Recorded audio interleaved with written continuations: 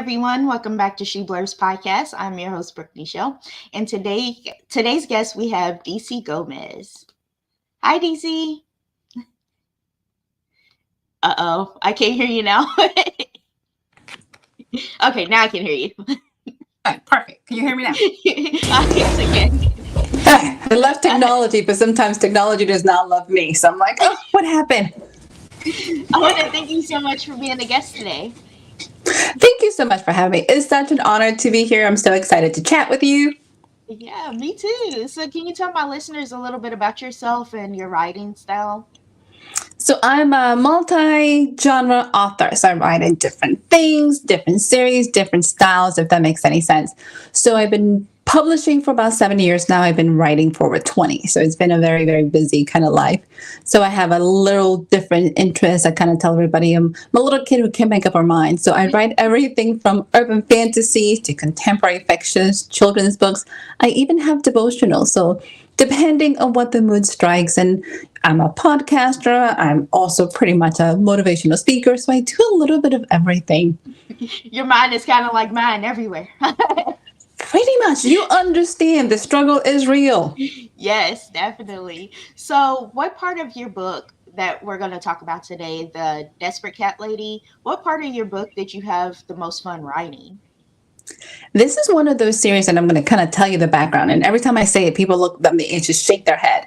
So this story came about. I was driving back from an event about 5 hours away from my house, and it was all romance. And I was like, oh, I need to write a romance. That was my thought process.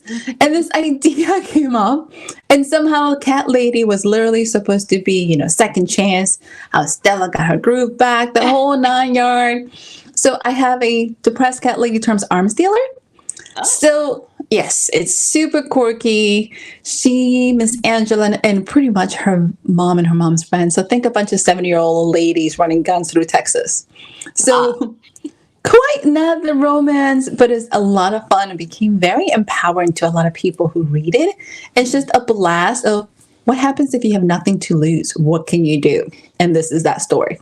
Oh, nice. So what inspired the book for, the idea for this book? Randomly, pretty much living in Texas. I think that's the best way. It's kind of the concept. I'm probably one of the few people who I am prior military, so guns are not something I'm very terrified. I'm very comfortable with them being in the Army. But it was one of those things moving to Texas, and all of my friends had them. And everybody has a joke. If you live in Texas, everybody has a gun. And I'm like, really? Does everybody? Like, yes, girl. It's kind of the world we live in. And I'm like, oh, but what if you happen to switch the dialogue and the narrative? You know what I mean? She is very Southern Belle, has pretty much what you would think typical life in terms of her life should have been gone great. And her two-time and cheating husband left her, and you have nothing to lose. So it does start one of those, I tell everybody, is that I have a trigger warning. It starts in a very dark place where she's contemplating suicide as the last resort. And a knock happened. There's a knock at her door. And she's like, what if I take the chance? Because right now I'm obviously not getting my life together. Yeah. So when you thought about the suicide part, did you do research on it, or did you was this a kind of experiments thing? Did you? I'm actually, I tell everybody I have a day job that is I keep my day in life separate. It's like separation of church and state for me. So I am very blessed that I have lots of training when it comes to, suicide prevention and being aware of it and being able to see the signs. And it's one of those conversations when we all have to have. We've all been in those places in our life that is very dark. Sometimes we think this is the last resort. We start some of those moments that it is a very permanent solution to a temporary problem. So for Angela, this is a very much raw kind of book. She doesn't sugarcoat it. You're not going to get the whole, oh my God, everything's perfect. Life is not perfect. She doesn't have any money. She doesn't have a career. She doesn't know what to do. She's about to lose her house. And there's that knock. So sometimes when I looked at it, I have a very dark sense of humor. So I kind of should have put that out as a disclaimer for anybody. I've been in those places that I had to deal with depression myself. I've been in those places that I had to deal with many of those things. And you realize there's always a blessing if you're willing to give yourself that chance. I Mhm. also tell everybody, if this would have been my first book, it probably would not have been written just because it is that raw and I'm pulling to so many different emotions. So it is the book that I wrote after writing The Desk Intern. So kind of gave me a balance. Oh, okay. Okay, I like that. So, which of your characters do you relate to the most and why?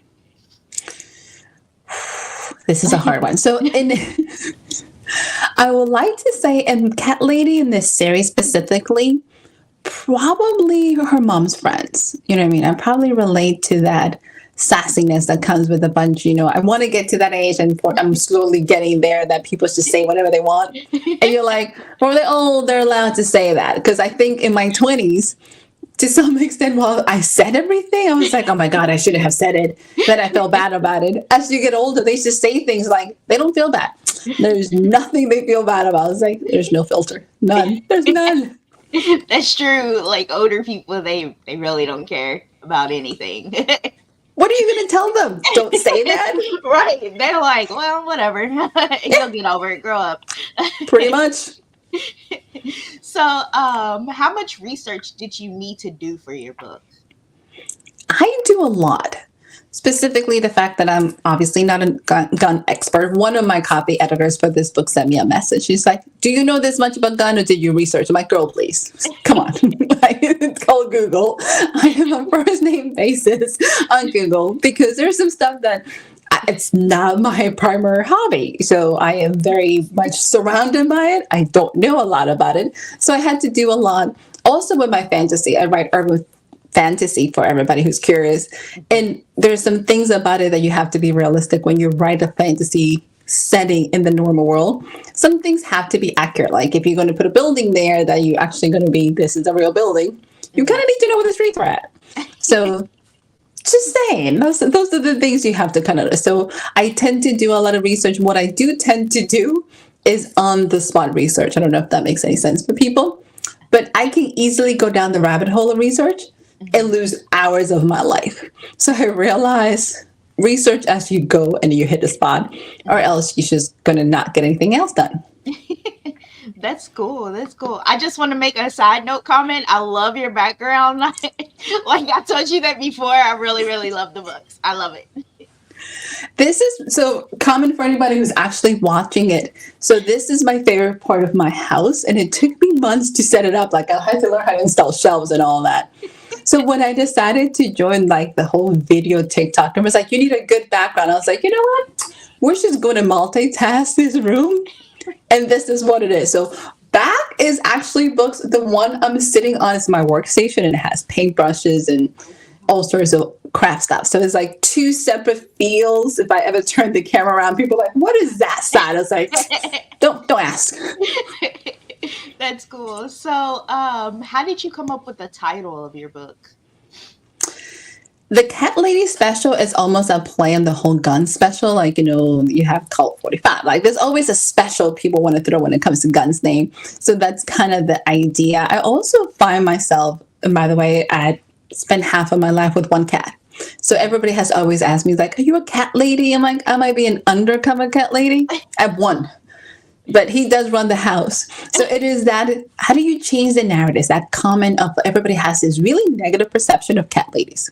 Mhm. What if they're not? What if this one is pretty badass? What if this one she's really much like, you might not want to mess with her kind of thing. So I wanted to play with people's perceptions. You'd be surprised when it comes to live events. I will have more people stop and do a double take and be like, what? I'm sorry. So, like literally, I have readers do an entire search of a room and come back. It's like, okay, I need to know about this book. I was like, has it bothered you? He's like, yes. What is this? Because book 2 in the series is called A Desperate Cat Lady. And they're like, what? Girl, what is going on here? So yes, I've had the most amazing conversations out of this book, if anything. Man, I want to show my listeners the book. Here it is, right here. Okay.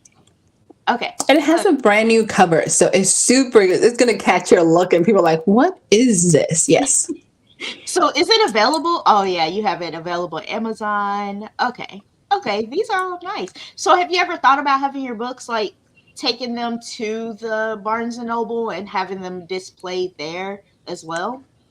I don't have a local Barnes and Nobles, so it's one of those like I know I'm in a small town in Texas, so this is why I relate to Angela. Like we live in like itty bitty.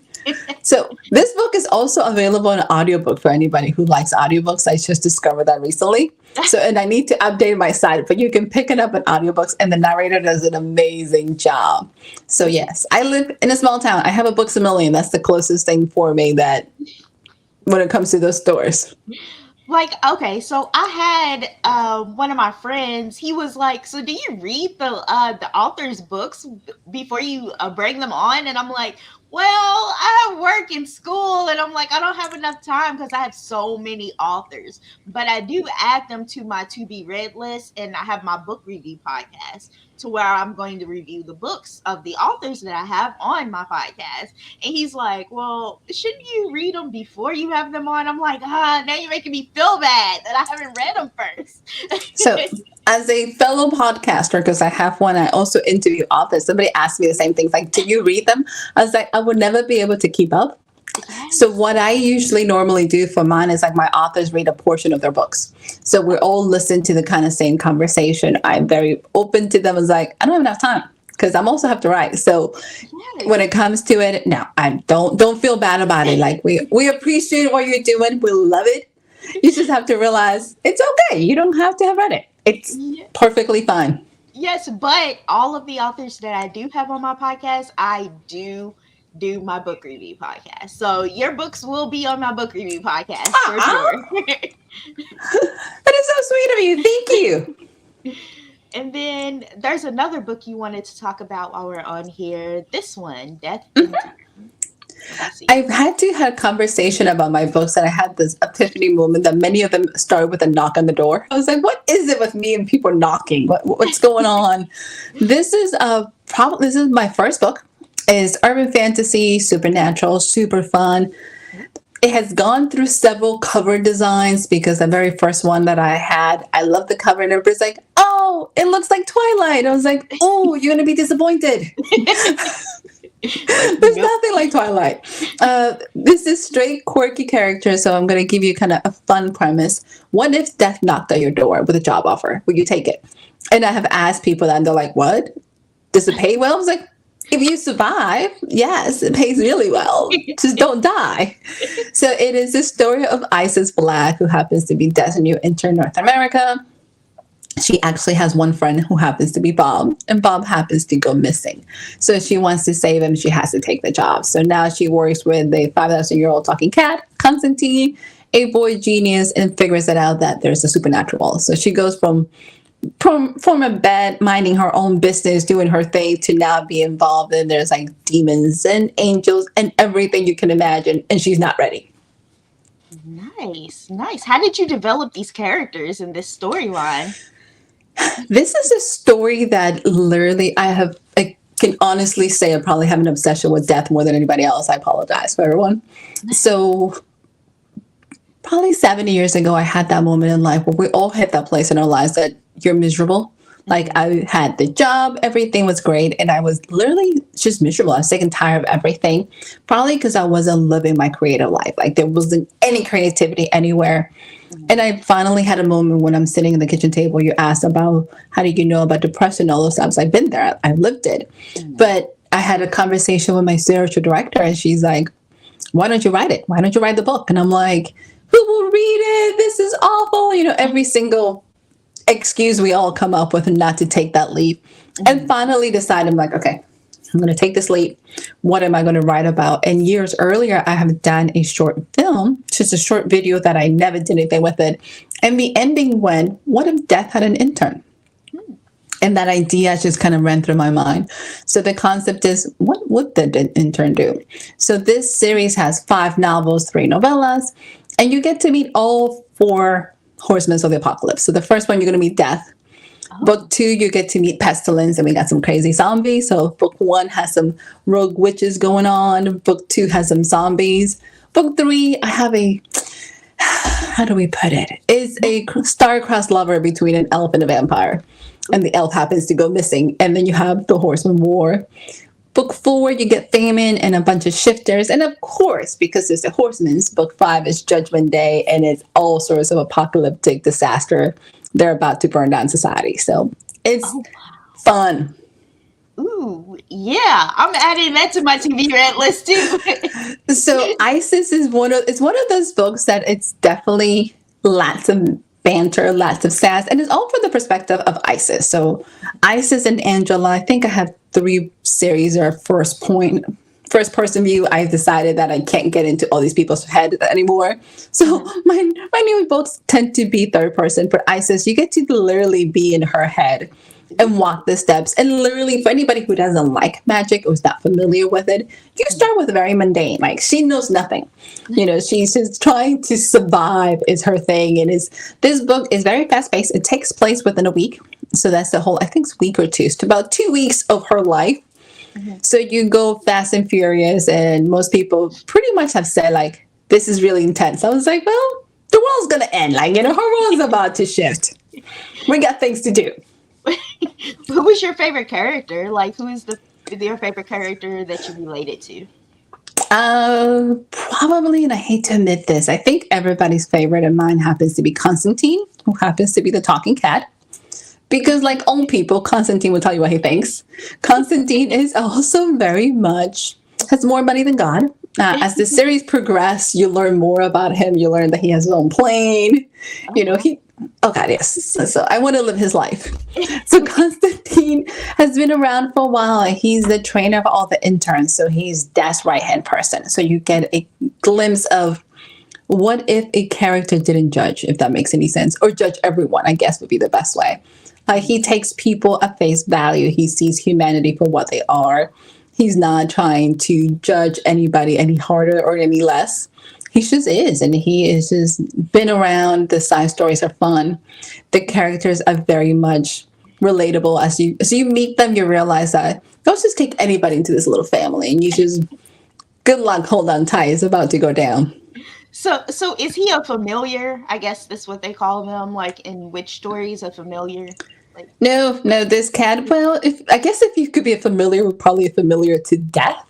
So he has his own origin story. So I wanted to do a reader's magnet. So for anybody listening or watching, you can download the Origins of Constantine for free. The book's available in an ebook everywhere, so you can download it for free.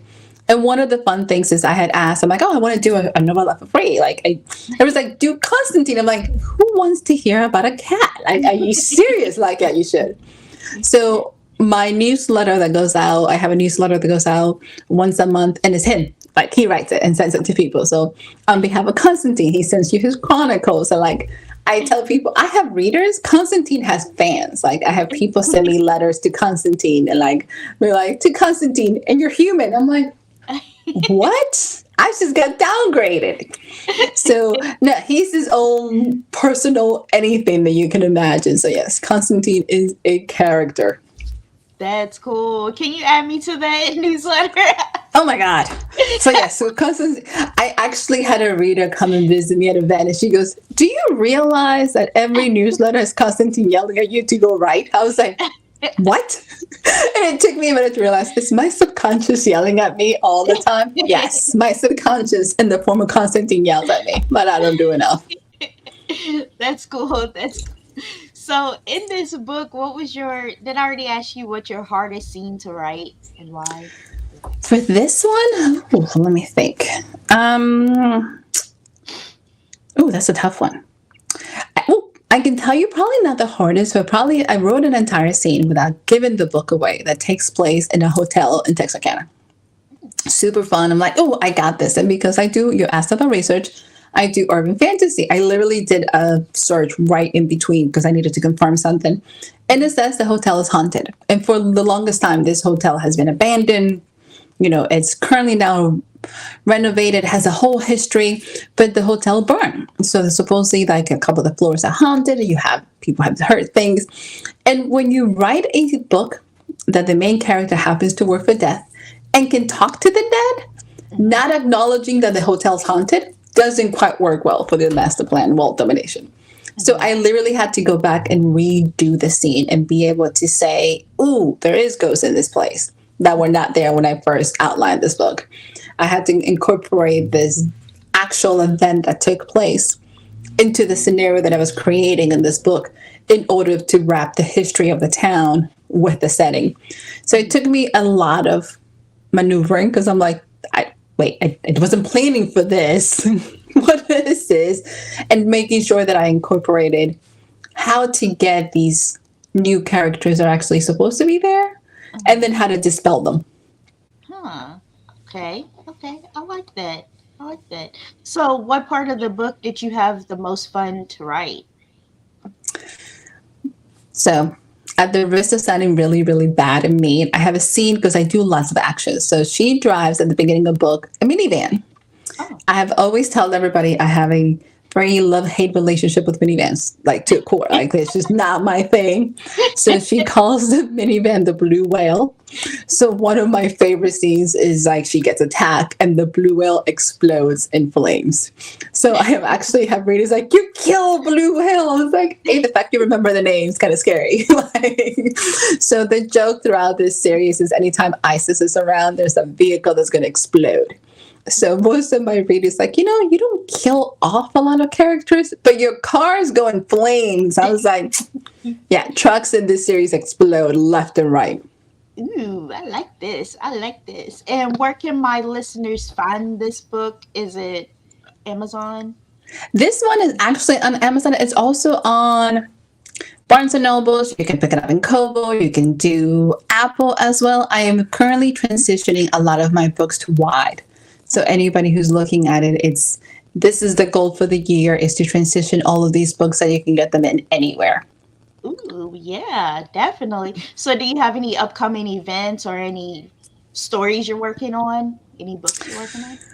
I'm very, very privileged to be working with one of my dear friends. I'll be calling the Tales Collection. So the Tales Collections is a collection of short stories, and that's something that's getting ready to add to my site that you can get anywhere. That one's available wide. We're doing Tales of Disastrous States is the next one coming up here for Valentine's Day. And Oh, we have about 6 of us putting in the short story. So it's all the horrible things that can happen at dates is pretty much it. So oh, we did one for Halloween. We have done one for Christmas. We're doing one for like major holidays. There's going to be one coming up for Mother's Day. So for anybody who wants to pick up short stories that they enjoy, that you can get a little binge and move on, those ones are available anywhere. And you can definitely check like Amazon for Tales of. So that's kind of where websites should be getting updated to kind of reflect all those fun books in there. oh, okay, cool. I was going to see if you had it on your website. It is not in this one, but it's definitely coming.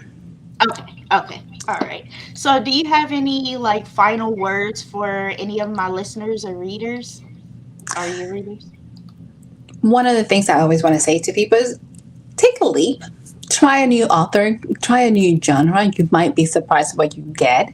And if anything, just be kind to people. I think we're now in a place that we're all very judgmental and very hard with ourselves. Be kind to you, be kind to others, spread some love, and it'll be better this way. Yes, great words, great words. I want to thank you so much for being a guest today and sharing about your books and about you being an author. Ms. Brooke, it's such a pleasure. Thank you for having me. You have a good day. You too. Bye. Hey everyone, thank you all so much for listening to my podcast. I hope you all go check out her books. I do still have it up right here. You can go on her website. Her website is dcgomez/author.com, and you can go check that out on her website. And I hope you all have a great day. And thank you all so much for listening to my podcast. Bye.